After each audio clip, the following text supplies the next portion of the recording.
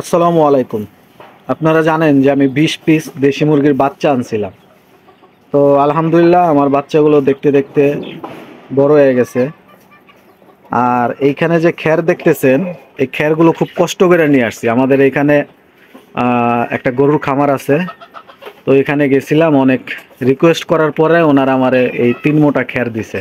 আমাদের এখানে মূলত উত্তরাতে খ্যার পাওয়া যায় না, একমাত্র আমরা যখন কুরবানি আসে কুরবানিতে খ্যার কিনতে পাই, এছাড়া খ্যার সচরাচর দেখা যায় না। বড় বড় যে গরুর ফার্মগুলো আছে ওইখান থেকে নিয়ে আসতে হয়। তো আমি ওই গরুর ফার্মে থেকে এই খ্যারগুলো নিয়ে আসছি। এই খ্যার আনার কারণ হইতেছে, আমার যে দেশি মুরগির যে আমি যে এই ঘরটাতে রাখি, তো এই ঘরের মধ্যে আমি কিছু কাঠের গুঁড়া দিছিলাম। আপনারা জানেন, আমি ভিডিওতে দেখাইছিলাম কিছু কাঠের গুঁড়া দিছিলাম। তো এই কাঠের গুঁড়া দেওয়ার কারণে হয়েছে কি, দেশি মুরগির বাচ্চাগুলো এই কাঠের গুঁড়া ওরা ঠোকরায় খায়, যেটা মুরগির জন্য খুবই ক্ষতি, বদহজমের জন্য। তো আমি এখন এই কাঠের গুঁড়াগুলো তুলে ফেলামো, ঘরটা পরিষ্কার করবো। পরিষ্কার করার পর দেন আমি এই খ্যারগুলো এইখানটায় দিব ইনশাল্লাহ।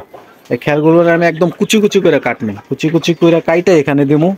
এতে কি হইব, যে আমার যে দেশি মুরগিগুলো যদি রাতের বেলা, যেহেতু আমি ঘরটাতে লাইট জ্বালায় রাখি, যদি এই খ্যারের ছোট ছোট দানের যে চিরা থাকে ওইটাও যদি খায়, কোনো সমস্যা হবে না মুরগির বদ হজমের জন্য। প্লাস মুরগি খ্যারে খুব ভালো ওম পাইব। এটা ঠান্ডার জন্য মুরগির ঘরের নিচে খ্যার দেওয়াটা খুব ভালো আমি মনে করি আর কি। আরেকটা সমস্যা হইতেছে, এইখানেও আমি কিছু কাঠের গুঁড়া দিছি। দেখেন, এখানে আমার দেশি মুরগিগুলো ডিম পারে, যেগুলো বড় মুরগি আছে ওই মুরগিগুলো ডিম পারে। তো আমার এই কাগজি কবুতর এখান থেকে ঠোকরায় ঠোকরায় সব কাঠের গুঁড়া নিয়ে এই যে হাঁড়িতে ভরছে। দেখেন, ও ওর ঘরের নিচে সব জায়গায় ভইরা ফেলাইছে। এই যে দেখেন, ওইখানে বাচ্চা বড় হয়ে গেছে আলহামদুলিল্লাহ। আর এখানে ও হাঁড়িতে কাঠের গুঁড়া নিয়ে ভইরা ফেলাইছে। তা আমি যদি খ্যার দিয়ে রাখি তো ওরা ঠোকরায় ঠোকরায় খ্যার নিল। খ্যারটা খুব ভালো, খ্যারে খ্যারে খুব ভালো ওম পাইব ইনশাল্লাহ। তো এই কারণে আমি মূলত এই খ্যারগুলো আনছি। ওই যে ওইখানে কাঠের গুঁড়া কাঠ রাখছি, এটার উপরে রাইখা আমি খ্যারগুলোরে কুচি কুচি করে কাইটা তারপরে কিছু খ্যার রাইখা দিব, আর কিছু খ্যার আমি এইখানে দিয়ে দিব। তো ইনশাল্লাহ দেখতে পারবেন আমি আগে খ্যারগুলো কাটি, তারপরে আপনাদেরকে দেখাইতেছি। তো আলহামদুলিল্লাহ দেখতে পারতেছেন খ্যারগুলোরে আমি ঠিক এতটুকু করে কুচি কুচি করছি। এইখানটায় দিয়ে দিতেছি, এইখানটায় দিব। এই দেশি মুরগির বাচ্চাগুলো আছে,